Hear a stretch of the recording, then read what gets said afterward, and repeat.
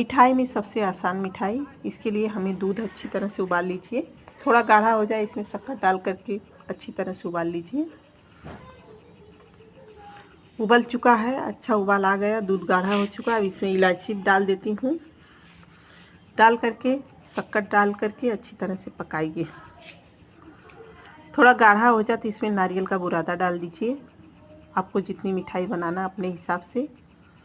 हमें ध्यान रखना सबकी मात्रा बराबर होनी चाहिए, दूध, नारियल का बुरादा और शक्कर का।